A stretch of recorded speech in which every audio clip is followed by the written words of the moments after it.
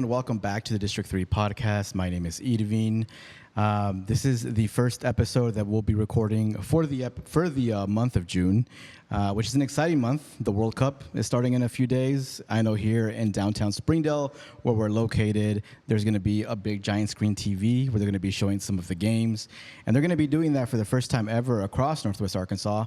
There's going to be big screen TVs in Fayetteville, in Bentonville, which is really cool because I felt like in the past few years, whenever there's been a World Cup, like they really don't go all out. And I think it's because maybe it's in the U.S. now that we're creating more of a buzz in not only Arkansas, but across the country for this World Cup. So as someone that watches the World Cup every year, I'm excited and just as excited as I'm for today's episode. I have someone here who I'm actually meeting for the first time. Her name is Joselyn Martinez. She is from Pediatrics Plus.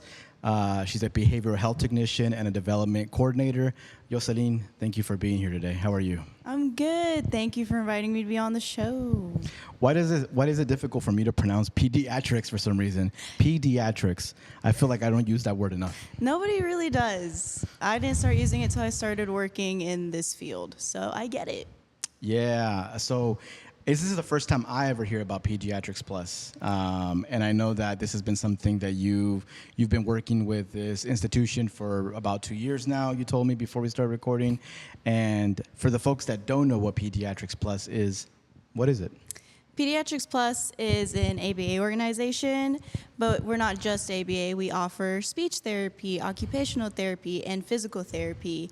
It is based in Conway, so they're big in Central Arkansas, and they've been expanding outward. We have a farm location in Rogers. We're about to have our grand opening at Springdale, and they've recently started expanding into Missouri and Oklahoma, too. Okay. Wow, that sounds like a big project. Yes. And you, personally, you're originally from here, from this area? Yes, I'm from Springdale, born and raised. I went to Springdale school districts, and I've worked primarily in Springdale. What are some of the schools that you went to in Springdale? I started at Bayari, and then they did the rezoning, so I ended up going to Monitor, Sonora Middle, and then I was at the Don Tyson School of Innovation until I graduated after that. Okie dokie. Yeah, I used to live like right behind Bayari, in that little neighborhood right behind Bayari. So I was there literally when they made the school. Oh, really? Yeah, I mean, I was a little older by then. I never got to go to elementary school in Springdale, but there, and then now I live like 2 minutes away from Don Tyson. See, so then you lived on that side of Springdale then? I live like 10 minutes from here. Oh, okay. Which is why when they rezoned, they switched me to Monitor, which is significantly closer. Okay. Sonora Middle School is random because that was a drive away. Where is Monitor at? Monitor is, if you go that way, up into like the mountains. Okay.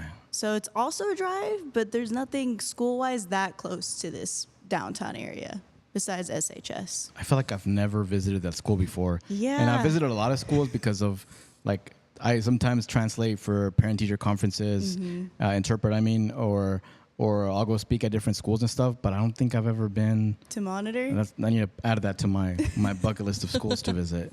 So you were raised in the district, and at what point in your life do you say, this is like a field that I want to pursue? I think it was more, I struggled figuring out what I wanted to do. Like when they were like, what do you want to do? All I knew is I always wanted to help people. That was about the one answer I could give every year. Mm-hmm. So when I took a gap year from the U of A, and I was like, I know I want to help people. I know I need a job. Mm-hmm. So I started looking, and I found behavior technician. And I, in high school, graduated as a psychiatry technician.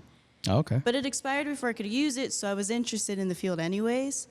And then I started, and I ended up loving it. Being able to see the progress that these kids make has been very fulfilling. And now, overall, I've been close to 4 years in the field. Okay. And what are some of the takeaways that you've had so far in those 4 years? Like, what are some things that you've learned in those experiences that you've had working in this field? I think I've learned that everything is communication in a way I never understood it before. Every action somebody does, they are trying to communicate something. everything that happens is for a reason. And I think the biggest thing is having patience and understanding, even if even if you personally don't know why it's happening, it's clearly happening because of something they're feeling, of something they're experiencing, and they can't always communicate. So just learning to be, I guess, more open-minded than I was before, because a lot of these kids are nonverbal. So it's learning to take cues and learning to control my own reactions because they're so perceptive. Mm-hmm. Do you have any difficulty, or did you have any difficulty at the beginning maybe explaining to your family what you were doing? Because it's kind of stigmatized, right? These kind of conversations sometimes about this kind of help is stigmatized in our communities. Very. How was that process for you of explaining to your family what you wanted to do career-wise? My mom was more understanding. She's always been, I think, the most open-minded of all my family. My dad still lives in El Salvador. So when we called and he asked me what I was doing, he asked if that was even a real job. I'm like, no, it's real. And it was been a process. In these 4 years, he's just now coming around to the idea of it because there's suspicions that somebody he knows has it. And it's only been recently that he's like, can you explain it more? It's definitely a hard conversation.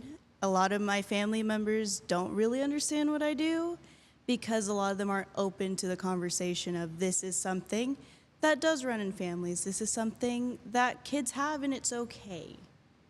It's almost sometimes as if they're fearful of facing the reality, right?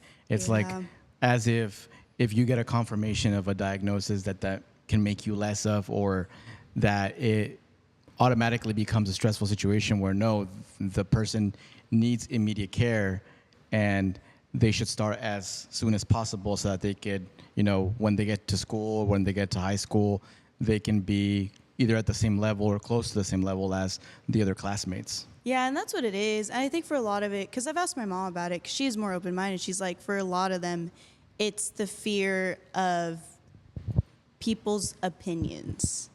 Because the Latino community is relatively close-knit, and it's something I admire at the same time as I wish they were more understanding. Once somebody knows, everybody knows, and not everybody's going to be open-minded to somebody accepting that someone has autism at such a young age, too. One of the things that it took me years, I would say, into my adulthood to really understand is the concept of like the spectrum, of what that means, like that not everyone is in the same place on that spectrum. Yes. And I think a lot of us growing up, we would hear the word autism and we would just assume that everyone that had autism was in the same part of the spectrum and that they reacted the same way and that they thought the same way, all these different things that are, false, right? Yeah, and I get it because I'll admit when I was in school, I also assumed the same thing, and it wasn't until I got older, and not just only the kids I work with, but one of my closest friends is on the spectrum, and when he told me, part of me was shocked because I hadn't been working the job long, and I was like, well, here's a fully functioning adult, and he's on the spectrum, and I would have never guessed it. It goes the same with some of the kids. Some kids, we work with them and they're nonverbal, and it's sort of like what you assume when you hear the word autism. And other kids are wickedly smart, so perceptive, so talkative that you don't see it until it's a specific thing that bothers them. And a lot of that is flexibility in schedules. A lot of them have a schedule, you break it, and that's sort of when you see the whole, hey, that's not what I planned. The routine. The routines are big for them. Are you all part of the process also of relaying a diagnosis to parents? That starts with the doctors. Sometimes we'll have speech kids and there's the suspicion and they'll take it, like the therapist will be like, you can consider this and they can get tested. We're more of explaining why we're going to do certain things because every kid is recommended their own specific set of recommended hours for a week. For some kid, it's as little as 15 hours a week. For other kids, it's up to 35 hours a week, just depending on their needs. And that's when we come in and we're like, here's why, and here's what we're going to work on while they're here. so that the parents understand, and we're here to explain why we're working on what we're working on. In your time that you've been working with Pediatrics Plus, have you seen an increase of more immigrant families assisting their family members with this type of care? Like, is it more normalized now? I would say, in since being at Pediatrics Plus, I've definitely seen an increase, which is really nice, especially because I started at Rogers. When I was at that clinic, I did start seeing more immigrant families, and they were trying to understand. And a lot of them still primarily spoke Spanish and didn't speak English.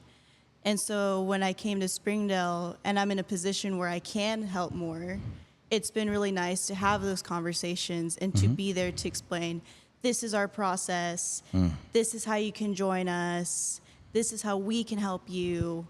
Because it's so nice to see immigrant families starting to take the initiative to bring their kids to get therapy. What do you think else has to be done to normalize, like, parents taking their kids for this type of care, or sometimes even people taking themselves for this type of care, right? Like, what do you think? What does the outreach look like? Is it conversations like this? What else have you thought about when it comes to that? I think more open conversations would help. A lot of these conversations are still very hush-hush, behind closed doors. I think open conversations, being involved in the community, showing them, like, it's just like anything else when you're taking care of yourself. It's like going to the doctor. It's like taking your kid to the doctor. It's just another set to help your kid stay healthy, stay safe, develop skills that they'll take on as they grow older. And I think it's just a matter of getting more into the community, which is what we're trying to do. Mm-hmm. Has that been a huge challenge? I think sometimes it's just getting the conversation started can be challenging because a lot of it is they're still hesitant. They're still like, I don't really think that's a thing. And it's like, well, it is. And I understand, especially the older generation. I would say the younger parents, usually from what I've seen, tend to be more open to it. The older parents are still a little on the fence about it. But I think it's just one of those things that isn't going to happen overnight. But it's important to keep trying, to keep reaching out a hand.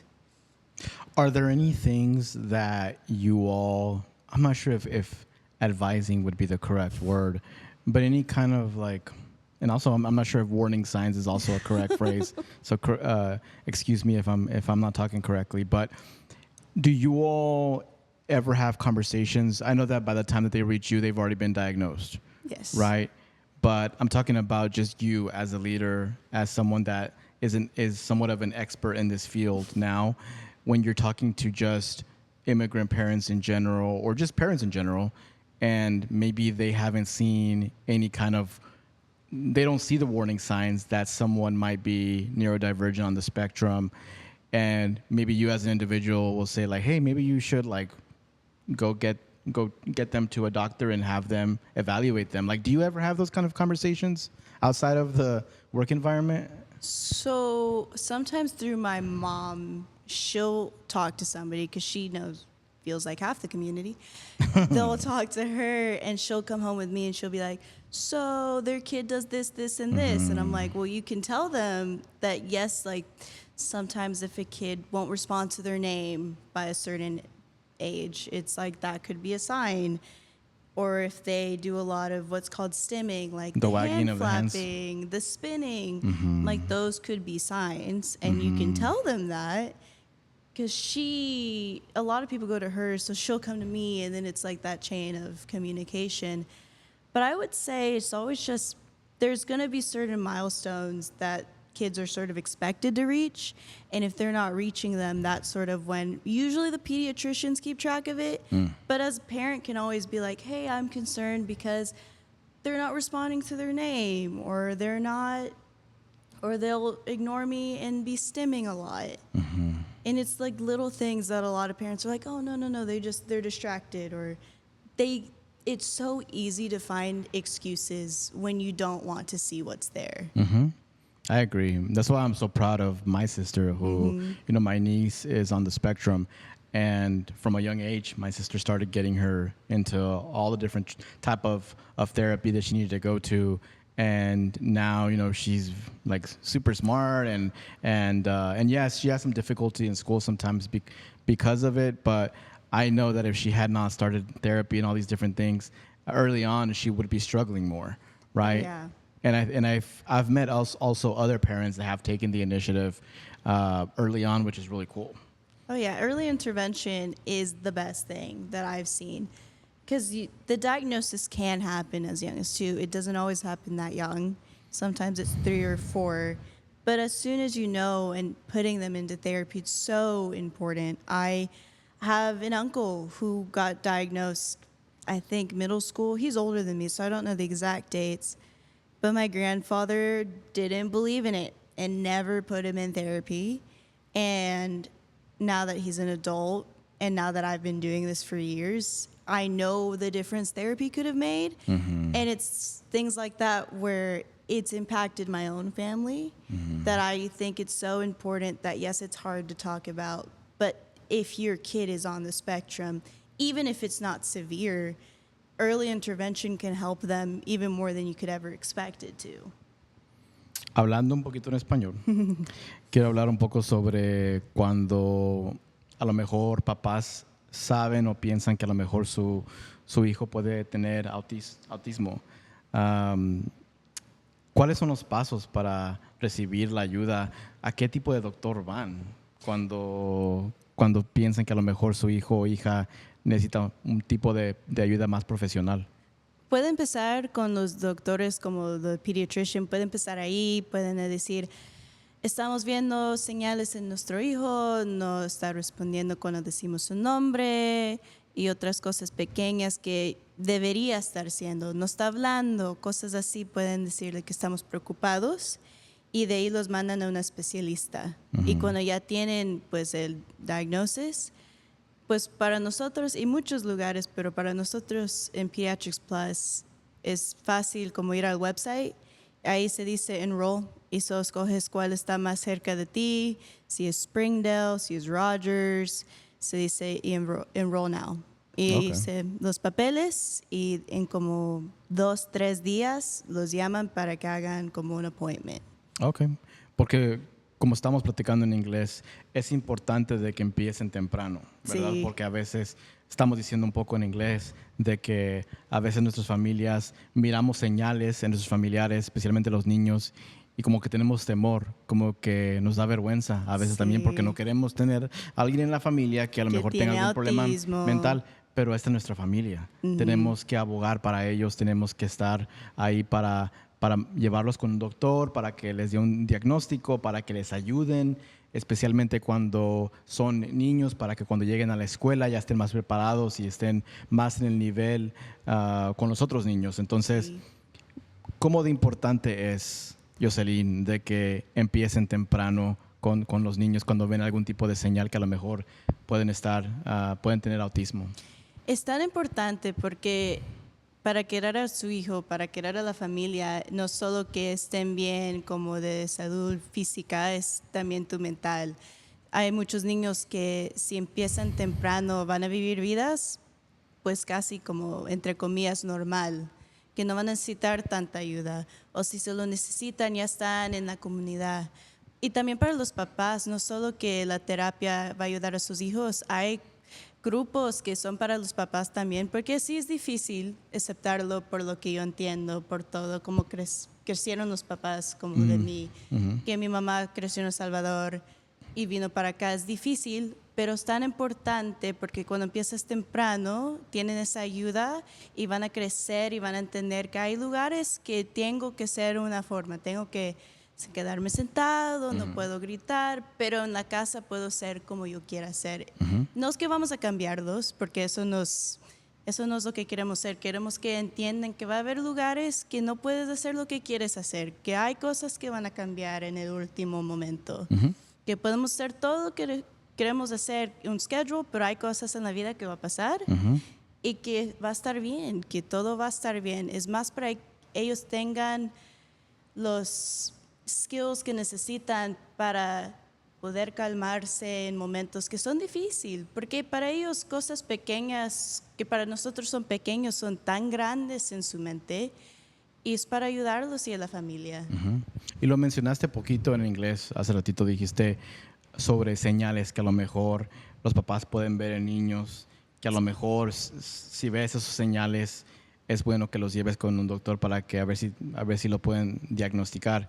¿Puedes mencionarlos otra vez en español? ¿Cuáles son? Sí. Porque esto es importante, ¿verdad? Porque a Sí. veces los papás, especialmente los papás inmigrantes, ven esos señales y como dijimos ahorita, no toman acción por temor, por vergüenza, pero es importante que su hijo o hija reciba esa ayuda urgentemente. Sí, hay cosas que como dije temprano, es fácil ignorar o hacer una excusa, pero si hay una edad como ya a los 2 años que los niños ya saben su nombre, están viéndote cuando dices su nombre, si te están ignorando o si no te ven cuando dices su nombre es un señal, o a veces empiezan a mover sus manos, o dan vuelta, vuelta, vuelta y hacen cosas que, y no todos, pero hay unos que es como la ordenación, que van a poner el juguete aquí, si alguien lo mueve, pues se ponen estresados. Hay cosas pequeñas que para nosotros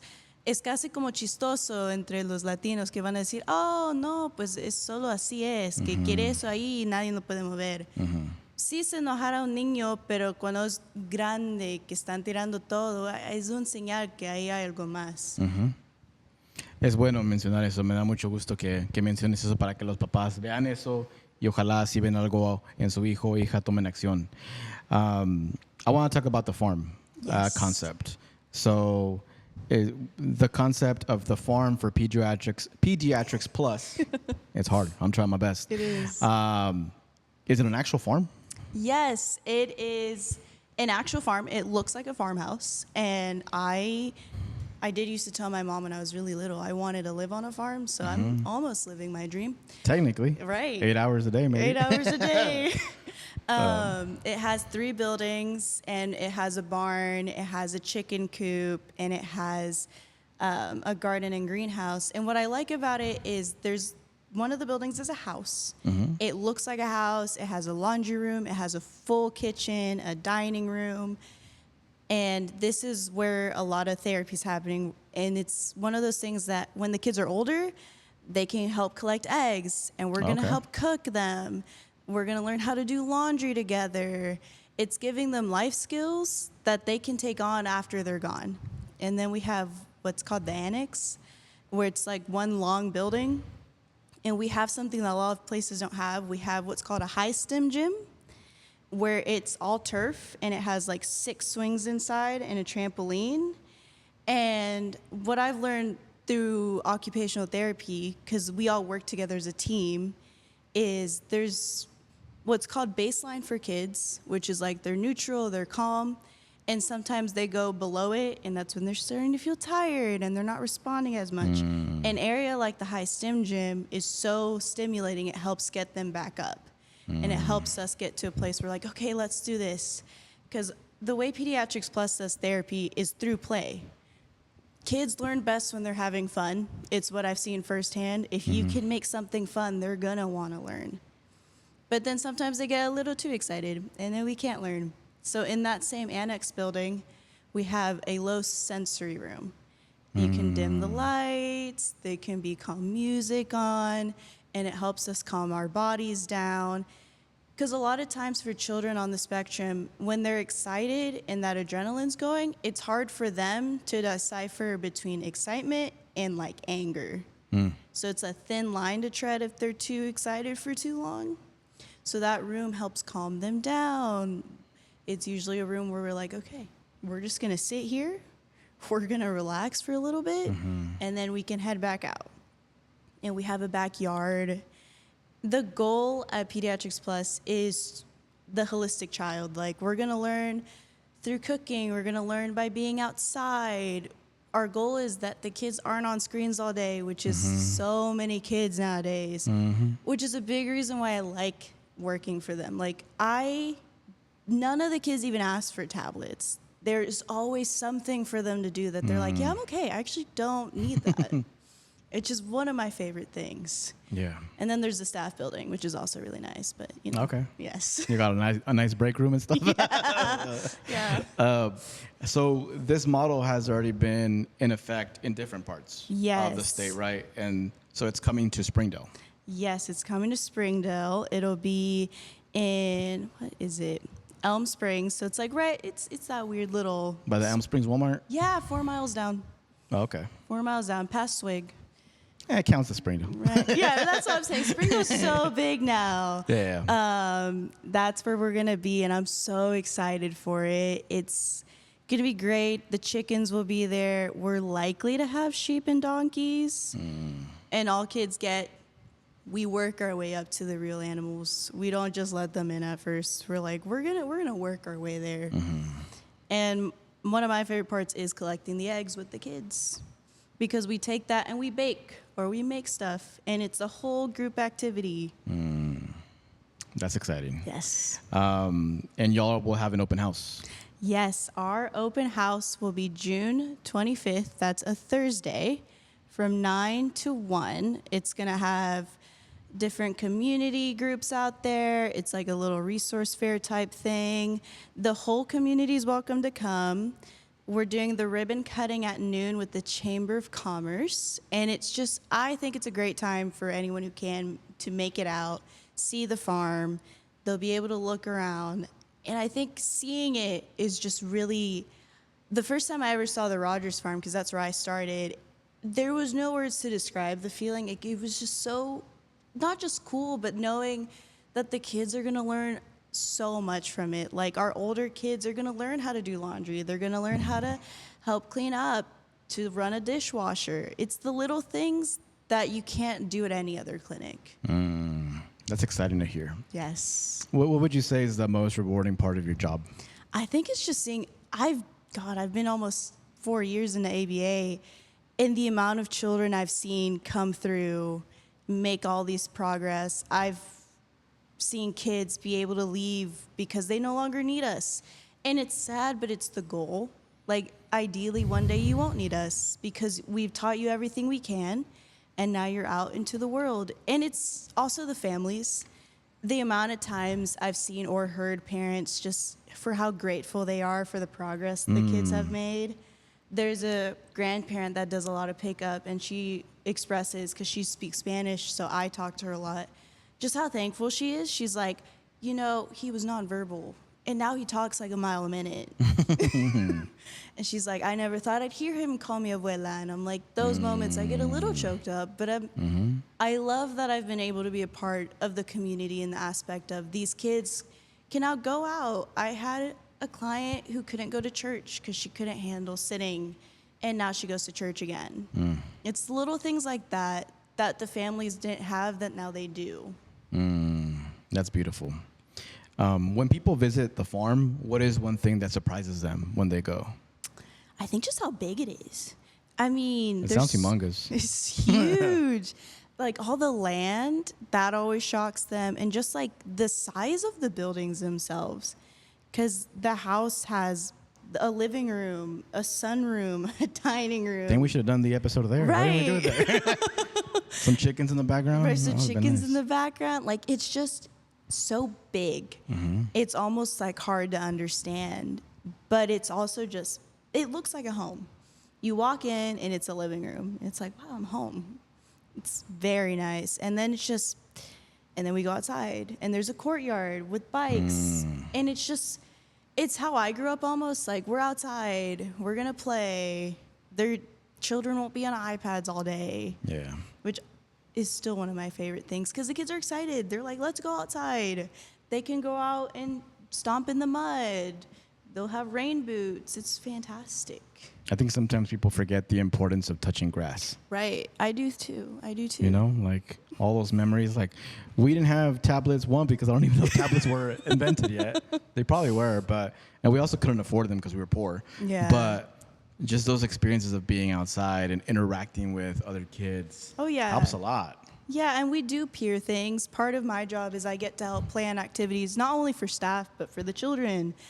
And once we're at the farm, it'll be so much more fun because we'll be able to go outside. We can do what's called circle time, where we take a lot of like the younger kids and they'll sit in a circle, like almost like pre-K, sing a few songs, do a few games. It's going to be great. We have a craft room with all the craft supplies you could ever want. Okay. And we can do like projects and learning, because for a lot of these kids, like if I don't want to do it, I don't want to do it. And it's learning to tolerate activities for when they do go to school and we don't get to do what we want. And sending home little like crafts and stuff for parents too. I think we should probably collab on something. I think it'd be cool to do like a just an awareness event. I'm not sure if y'all ever do. Do y'all ever do like not forums, but do you ever have like a talk with just a bunch of parents about just y'all services and then also the importance of, or is it more just kind of on a whoever shows up to get that care already? It's usually like that, but I do like your idea. Yeah. Well, we have an office that people come to, and there's a lot of folks that are probably, maybe because of resources, maybe because of lack of education, are not helping out their kids. And anything that we can do to help, and we'll talk about that later. Yeah. But I also wanted to ask, in regards to the works that Pediatrics Plus does, you said that the care ranges from the age of 2 to 21. Yes. What are some of the things that you all do? Maybe you've mentioned some of them already, but maybe other things you haven't mentioned to help build the confidence and the independence of these kids to the point that they get, where their parents like, oh wow, they're verbal now. They don't stop talking. They're doing all these different things. Is there anything that comes to mind? I think a big part of it is that a lot of other therapies are usually just like ABA only or speech, occupational, and physical only.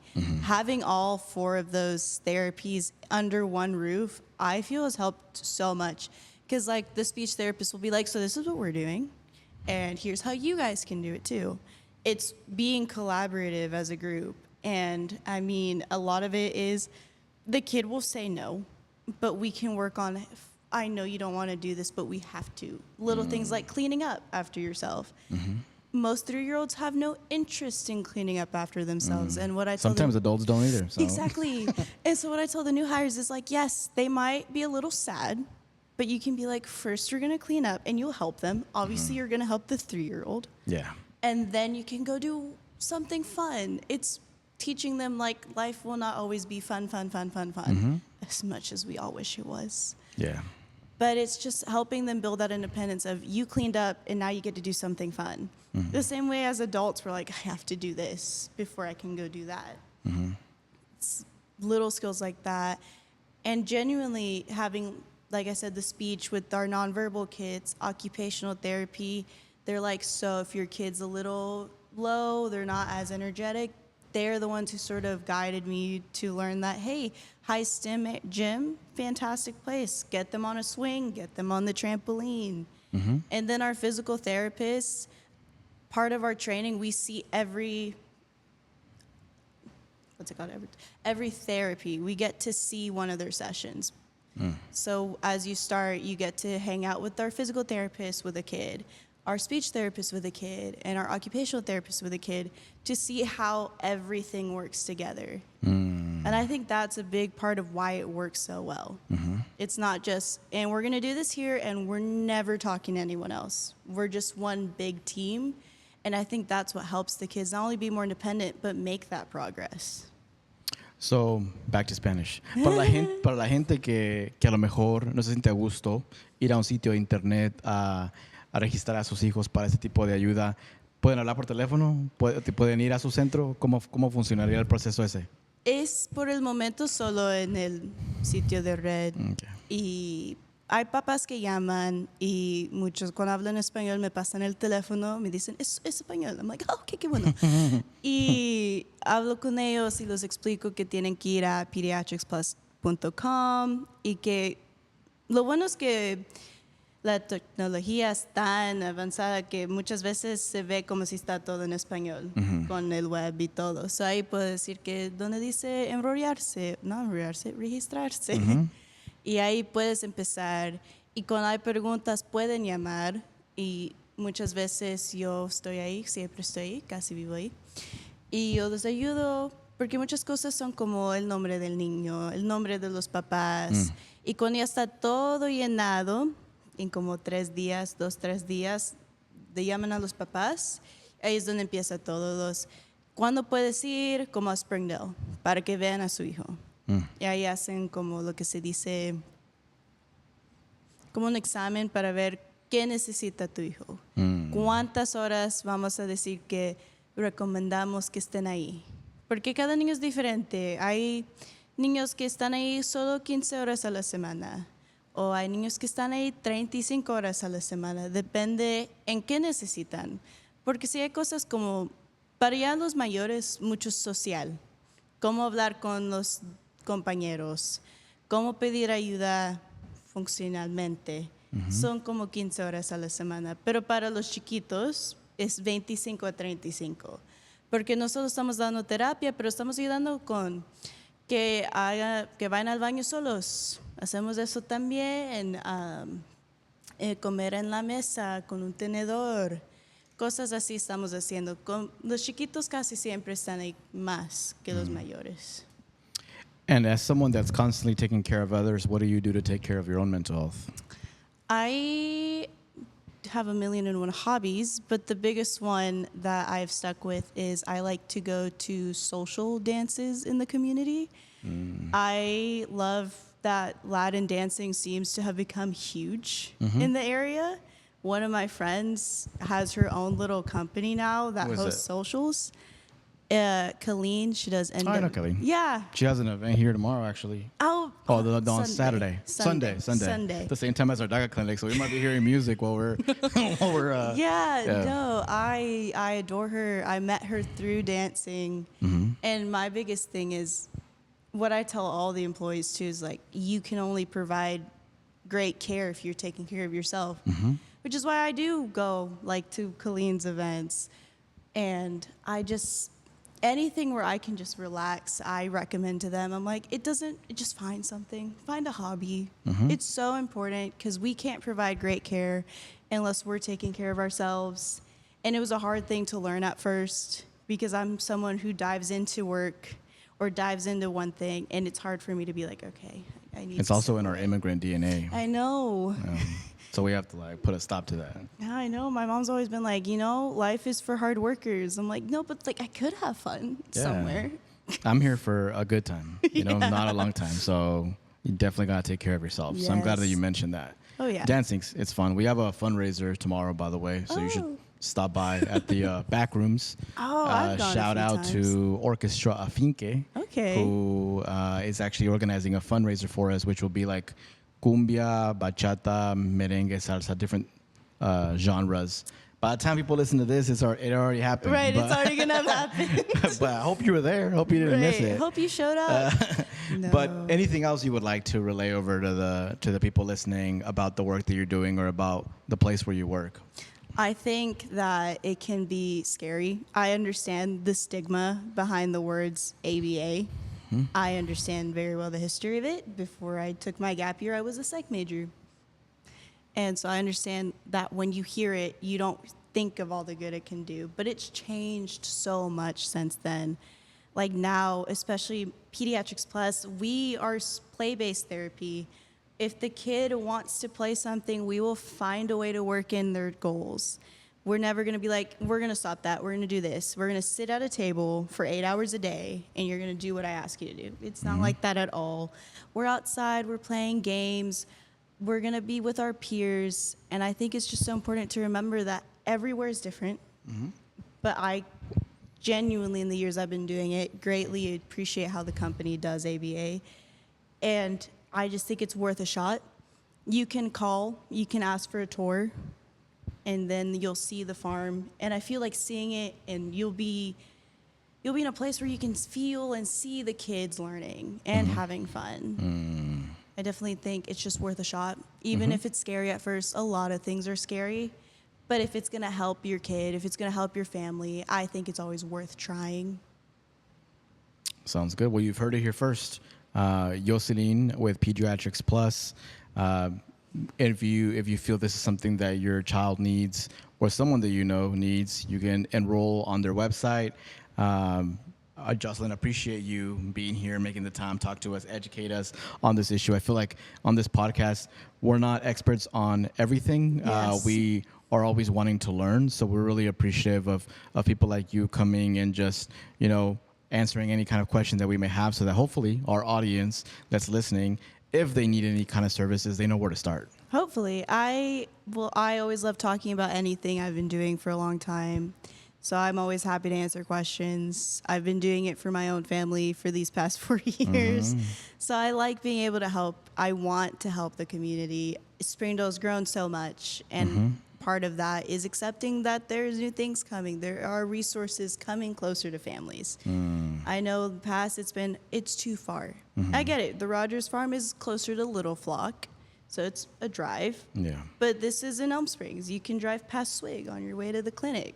It's a win for everyone. Is Swig a restaurant? Swig is a drink place. Oh, okay. You get I've heard of it, but I don't know what it was. It's like dirty sodas. Oh, okay.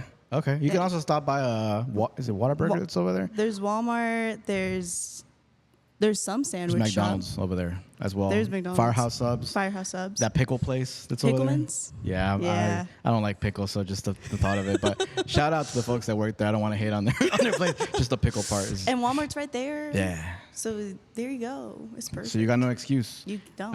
If you feel, like I said, that you that your kid needs kind of help, go to Pediatrics Plus website. The farm is coming to Springdale / Elm Springs, so they're gonna have that grand opening. Make sure if you have time, stop by, check out the farm. But for everybody listening, that was the end of the episode this week. My name is Irvin. Joining us this week was Joselyn, and we'll catch you all next week.